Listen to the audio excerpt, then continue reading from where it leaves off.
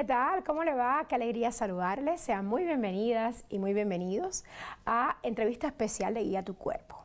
Hoy vamos a hablar de un tema que me interesa muchísimo y es cómo dar a luz, si es por parto natural o por cesárea. Y bueno, debemos partir de un hecho. El embarazo no es una enfermedad, es un fenómeno natural que una mujer puede completar por sí sola, sin intervenciones. Es la premisa de la Organización Mundial de la Salud, es una premisa que yo comparto y vamos a preguntarle a nuestra experta el día de hoy qué opina. Y ella es la doctora Josefina Lira Plasencia, quien es ginecóloga y tomen nota, es expresidente del Colegio Mexicano de Ginecología y Obstetricia. Es la primera mujer que ha tenido ese cargo, además de ser la primera mujer mexicana en recibir el reconocimiento a la ginecóloga de la Federación Internacional de Ginecología y Obstetricia. Bienvenida, doctora Lira, me encanta tenerla de nuevo aquí con nosotros en el estudio. Nos visitó cuando estábamos en plena pandemia de la COVID-19 para hablar de la relación que hay entre la COVID y los temas ginecológicos. Pero hoy el tema es cesárea o parto. Y la primera pregunta que nos ha llegado a la cuenta de @ISAEntrevista es ¿por qué el desarrollo de los bebés en el útero de la madre tiene que medirse por semanas? ¿Por qué por semana? Hay menos facilidad de que nos equivoquemos en medir la edad gestacional que si lo medimos por un mes. Por ejemplo, un mes tiene 30 días y una semana tiene 7 días, ¿no? Entonces, esa es la razón realmente del por qué medimos la edad gestacional por semanas. Quieren tener más precisión. Exacto. Y ahora, fíjate que antes lo medíamos por semanas de gestación según la fecha de última menstruación, pero si la mujer es irregular, entonces pues esa parte se nos complica. Pero ahora la tecnología ha avanzado tanto que podemos medir por semanas dependiendo de la medición fetal que hacemos en un estudio ultrasonográfico. Exacto. Doctora Lira, ¿y cuándo es el momento ideal, la semana ideal para dar a luz? Ahora se sabe que después de la semana 37 llegamos al término. Y de la semana 37 en adelante hasta la 40 tenemos esa oportunidad de que se venga el parto de manera espontánea. Es decir, son 37, 38, 39 y 44 semanas donde ese bebé ya es un bebé de término y ese bebé pudiera nacer en cualquier momento.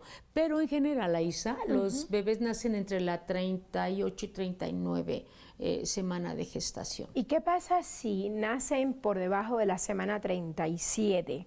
Por ejemplo, yo tuve mi hija a las 34 semanas. ¿Qué partes del cuerpo no están todavía completas, digamos, por decirlo de alguna manera?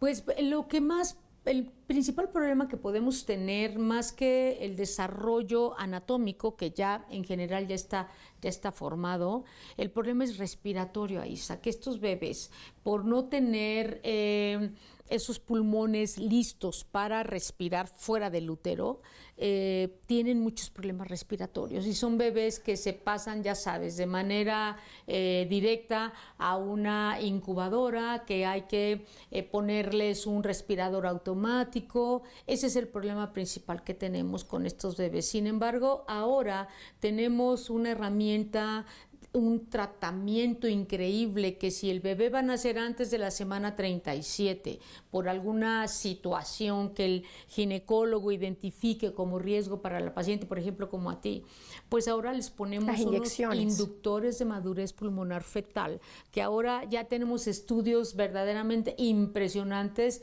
que nos dicen a qué semana le tenemos que poner, cuánta es la dosis, tenemos que repetirla o no, en fin, hay ya mucha información al respecto y el principal problema sería el tema respiratorio de un bebé. Entonces, si yo tengo una paciente, por ejemplo, como tú, con un problema de que tiene que nacer a la semana 34, pues le ponemos los inductores y yo sé que esos inductores van a empezar a tener efecto después de 72 horas de colocarlo y hasta 7 días. Entonces, y ahí sería el momento preciso en que deberían de nacer. ¿En quién reside la decisión de si el bebé nace por parto o cesárea? ¿Hasta dónde llega digamos, el poder de decisión de una mamá de que yo quiero que mi hijo nazca por parto natural? ¿Cuándo no puede ser así? Pues una pregunta muy interesante, porque en general pensamos que la mamá, el papá, la familia puede tomar la decisión de en qué momento puede nacer ese producto, ese bebé. Sin embargo, dependiendo de la situación clínica en que se encuentre, porque si tenemos una situación crítica, como una preeclampsia severa, que yo sé que la mamá puede fallecer y el bebé puede fallecer, ahí es donde uno sugiere. Yo te sugiero, ¿sabes qué?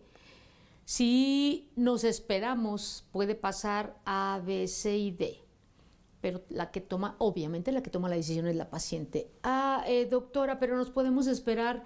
Creo que no es conveniente, porque podemos tener un problema con el bebé, incluso contigo, que tiene ese bebé poca cantidad de líquido en su útero, y esa cantidad de líquido escasa en el útero puede llevar a que ese bebé fallezca. Sí puede hacerlo. Entonces yo le tengo que decir a la mamá, no nos podemos esperar, tiene que nacer ya. Pero finalmente quien toma la decisión es la mamá, con orientación, obviamente, del médico y pues el equipo de salud. El médico le ayuda a tomar la decisión. Por supuesto. Y aquí fíjate, Aixa, que antes pensábamos que era el ginecólogo el que le opinaba. Actualmente tenemos grupos multi e interdisciplinarios. Doctora Lira, ¿y de qué depende de que usted sugiera que una mamá traiga a luz a su hijo por parto natural o por cesárea? La gran mayoría deberían tener un parto. Sin embargo, actualmente, por todo lo que conocemos y sabemos que un parto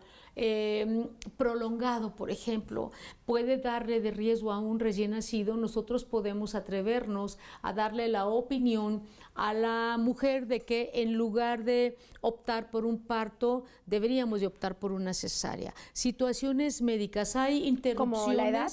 Como la edad materna, alguna enfermedad materna o una indicación fetal, por ejemplo. Esto es decir, una indicación fetal, un bebé que tenga una restricción en el crecimiento intrauterino, que quiere decir un bebé desnutrido en útero.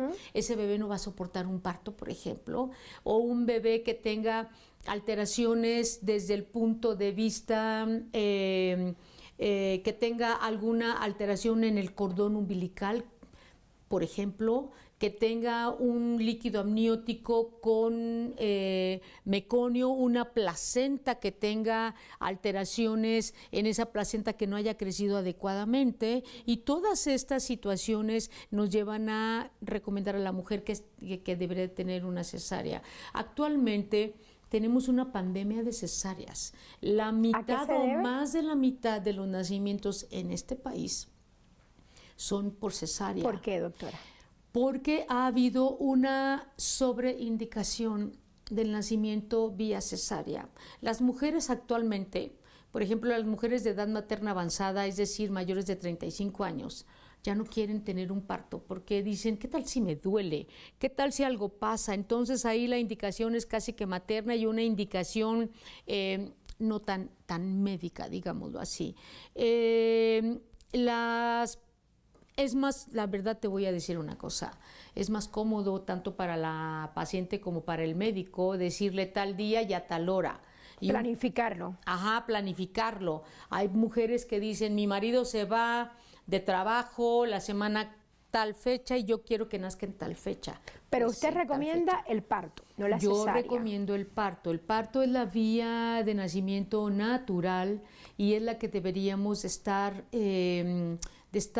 optando la gran mayoría, tanto de los médicos como de las pacientes. ¿Y una mamá sabe que está haciendo trabajo de parto por los dolores? ¿Cuáles son esos indicios, esos indicadores? Pues cuando la cabeza ya se mete a lo que es la pelvis materna, es la clásica paciente que anda caminando como patito, ¿no? Así andan caminando y dicen, es que me duele tanto, no me puedo levantar muy bien, es que esa cabeza ya bajó.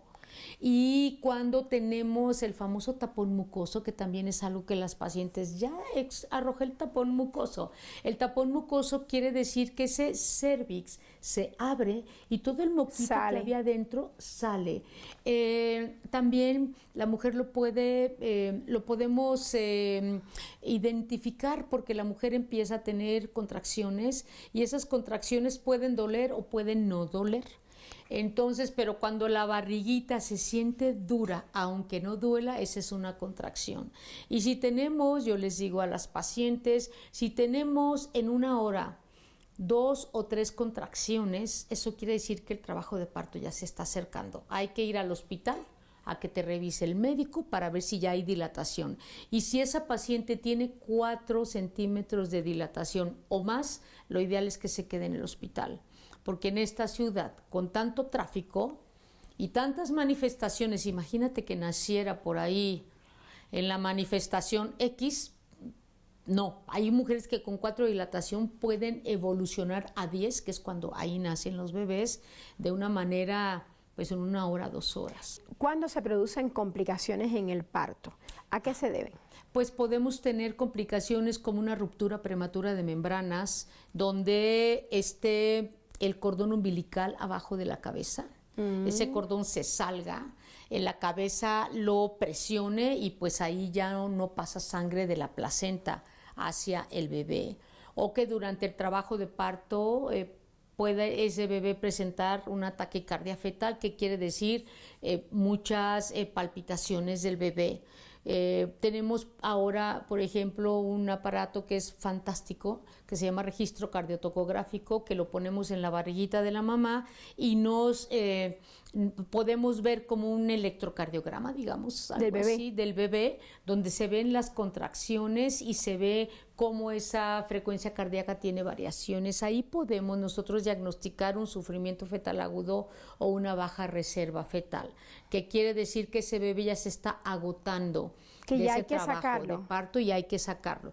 Yo les digo a mis pacientes, cuando tienes una contracción, es como si agarraras al bebé y la cabeza se la metes a una alberca y no respira ese bebé. Eso realmente es lo que pasa. ¿Por qué? Porque es una contracción tan intensa que la placenta deja de pasar sangre y ese bebé, en esos segundos que dura la contracción, deja de respirar. Pero si es un bebé sano y es un embarazo sano, lo puede soportar. Entonces, cuando hay contracciones, ¿hay que correr al hospital de inmediato? Hay que ir al hospital. 2 contracciones o una contracción en 1 hora. Si el hospital le queda lejos a la paciente, mejor vaya, que la revisen. Puede pasar que la regresen, no importa, pero lo ideal es que pueda el médico valorarla, ¿no? Las técnicas quirúrgicas actualmente han evolucionado de una manera increíble. Si tú vieras cómo se hacía una cesárea hace 10 años y cómo la hacemos ahora, es impresionante. Para empezar, cambios. Que antes era así, vertical, y ahora así. Exacto. ¿Y cuál es la diferencia? De que cuando lo hacemos vertical, podemos entrar a sacar al bebé en menos de 1 minuto. Cuando tiene un sufrimiento fetal agudo, que decimos, o se desprendió la placenta, que puede pasar en un trabajo de parto, o el cordón se salió y ese bebé ya está así, su frecuencia cardíaca fetal en 0. Ahí no hay cesárea estética. Ahí, pero lo sacas en el momento. Claro. Y abres así vertical porque lo puedes sacar en menos de 1 minuto. En la otra forma, sí nos tardamos como unos 5 minutos porque es como más técnica. Tenemos que abrir ciertas capas que en la vertical, la verdad, no necesitamos hacerlo. Muy importante lo que nos acaba de decir, doctora Lira. Le propongo que hagamos una breve pausa para continuar con esta conversación en entrevista especial de Guía tu Cuerpo. Atentos.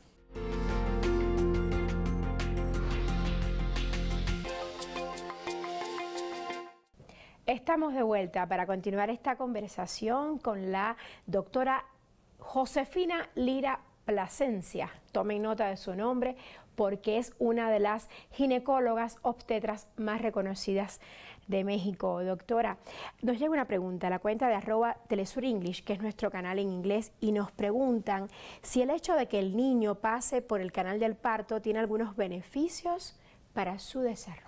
Sí, de hecho el beneficio es la compresión que ese bebé tiene de su tórax, saca el líquido amniótico que puede haber ahí y los reportes dicen que tienen menor frecuencia de problemas respiratorios.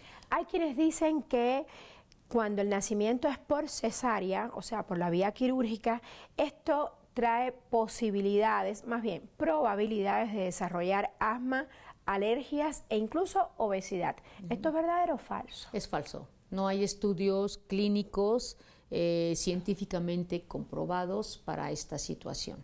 Eso más bien depende, ¿sabes de qué?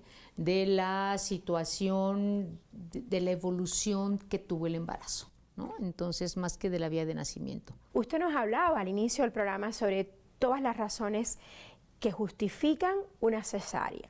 Y aquí llega una pregunta muy interesante a la cuenta de @isaentrevista y nos dicen, cuando una mamá atraviesa por una enfermedad de transmisión sexual, ¿debe traer a su hijo a través de una cesárea? Mira, hay varias situaciones. Si la paciente tiene una infección por virus de papiloma humano y en el área genital, digamos la vagina, el cérvix, el cuello de la matriz, tiene algunas verrugas ahí activas, definitivamente sí debe de tener un nacimiento por vía cesárea, porque el bebé cuando pase por ahí va a tener contacto con esas verrugas y ese bebé sí puede contagiarse y esas verrugas pueden irse a la laringe y tener un problema de un crecimiento de verrugas en el área respiratoria. Entonces ahí sí definitivamente.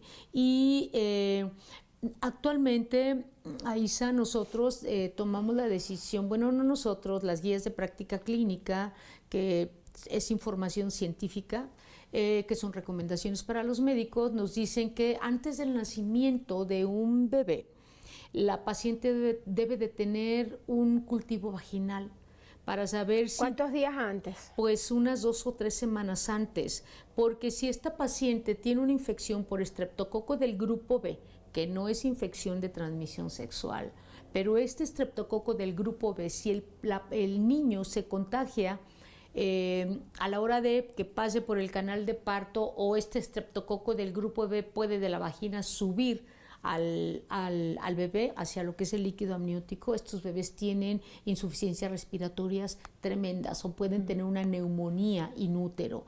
Entonces, siempre la recomendación es que 2 o 3 semanas antes se hagan su cultivo vaginal y si está positivo, darle tratamiento una semana, semana y media para quitar ese riesgo, ¿no? Entonces, y si tiene una clamidia, por ejemplo, darle tratamiento. Con más razón. Con mucha más razón. La clamidia es peligrosa, ¿verdad? Es peligrosa para la mamá, para el bebé y puede darnos un problema de una endometritis después de que nació el bebé y pues problemas infecciosos muy, muy severos en la paciente. Así que pues hay que analizarlo y hay que revisarlo. Doctora Lira, ¿y la cesárea deja secuelas a largo plazo al bebé? No, definitivamente no. La cesárea, en la vía de nacimiento, antes se decía, le va a pasar lo que me comentabas, algún problema de asma, problemas respiratorios. No va a pasar nada cuando esté bien indicada, ¿no? No marca al bebé desde el punto de vista psicológico, no lo marca desde el punto de vista cognitivo, de que tenga un coeficiente intelectual menor por cesárea que por parto. No, definitivamente no. Pero finalmente volvemos a remarcar, la vía de nacimiento ideal es la de un parto. Alguna vez tuve la experiencia de escuchar a las dulas, que aquí en México existen, de recomendar también el parto. Sin embargo, otras cosas no me gustaron de lo que recomendaban. ¿Usted qué opina? ¿Debe una mamá apoyarse en una dula si tiene miedo de ir al parto? Mira, número uno, no hay un consejo que certifique el conocimiento que las dulas tienen para dar información y acompañar a una mujer en un parto. En este país, desconozco si en los otros países existen.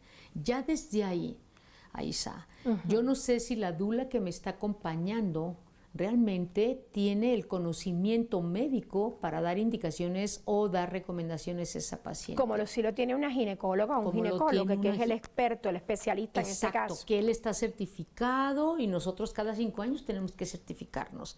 Y yo en lo personal, es una opinión muy personal, podría decirte que una dula puede acompañar a una paciente, pero quien va a tomar las decisiones va a ser el médico, porque es el que tiene el conocimiento y va a recomendar a la paciente la vía de nacimiento, va a recomendar a la paciente las intervenciones que se tengan que hacer en el momento. Por ejemplo, usar oxitocina, que las dulas están en contra de la oxitocina, que es un medicamento que nosotros pasamos por vía intravenosa para regular el trabajo de parto. Esa decisión la tiene que tomar la paciente. Pero si yo estoy viendo, por ejemplo, un trabajo de parto que se prolonga, que ya tiene 4 horas y 5 horas y no hay una dilatación adecuada, hay que tomar otras decisiones. Hay que tomar otras decisiones, como el uso de oxitocina, donde puedo, de 12 horas que va a durar un trabajo de parto, hacerlo en 8 con seguridad para la paciente. Porque ahí es donde estamos evitando, por ejemplo, un sufrimiento fetal agudo, una baja reserva fetal y una complicación para el bebé. ¿Y usted recomienda el parto en el agua? No. Cuénteme por qué. Porque las dulas sí. Las dulas obviamente que sí, pues ellas como no tienen ninguna responsabilidad, ¿verdad? Entonces he visto varios casos de demandas médico-legales en mujeres que se han atendido en un parto en agua, bebés que han fallecido o mujeres que han tenido problemas serios. Desde ahí hay una alerta, algo pasa. La mujer, para tener un parto, pues debemos de quitar los riesgos que pueda haber alrededor de contaminación. Yo sé que hay tinas que les ponen el agua y que esta agua tiene algo hay circulación del agua para que no haya ningún problema, pero en una mujer que tiene un parto, Aisa, tiene desde salida de excremento, salida de orina, porque está saliendo la cabeza y está comprimiendo todo lo que es el piso pélvico. Y a esa agua, con esos excrementos y orina, va a llegar el bebé. Exacto, y el bebé puede tener una aspiración de esa agua contaminada, y obviamente que eso no es una adecuada atención. Hay quienes dicen que sí. Yo en lo personal me puedo comprometer a decirte que no sería lo ideal. Que en seguridad para el bebé y para la paciente. ¿Y una mujer se recupera más de la cesárea que del parto? Más del parto que de la cesárea. ¿Por qué? ¿Por los puntos interiores que le ponen? Porque, pues, obviamente a veces la mujer se puede desgarrar y tenemos que suturar esos puntos, pero no es un acceso abdominal.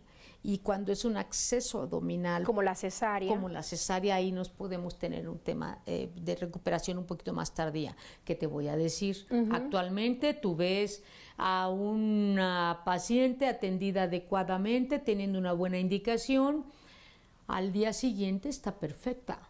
Pero si le dio preeclampsia, no. Bueno, si le dio preeclampsia, ahí sí que está difícil, ¿no?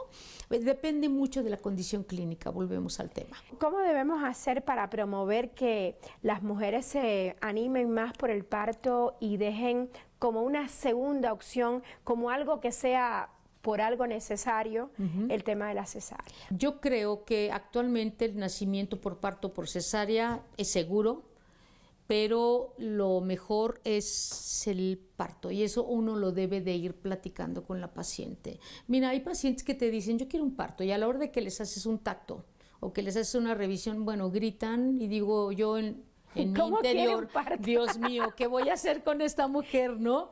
Pero ahora tenemos manera de darles, por ejemplo, una analgesia epidural, que es una anestesia durante el trabajo de parto para que la paciente no tenga dolor, ¿no?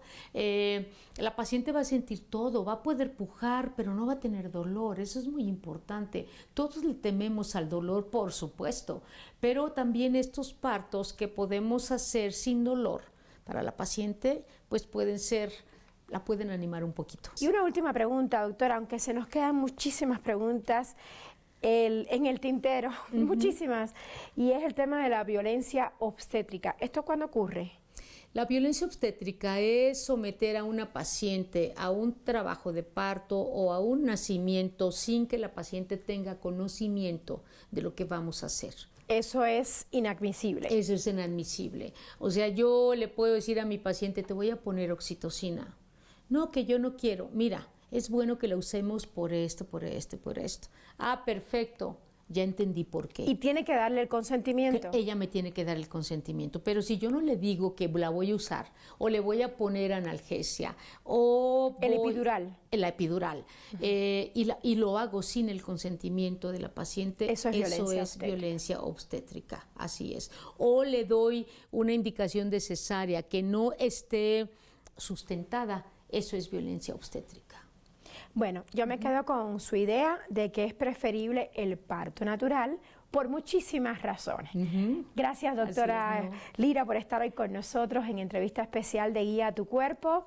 Tomen nota, la doctora Lira, que es una de las ginecólogas más recomendadas de este país, dice que es preferible que optemos por el parto y dejemos la cesárea como una opción necesaria para casos como los que ella ha descrito, que son, bueno, necesarios, repitamos la palabra, casos que de verdad ameriten ese procedimiento. Con esto me despido, cuídese mucho y ámese más. Los veo de hoy en 8 días. Hasta la próxima.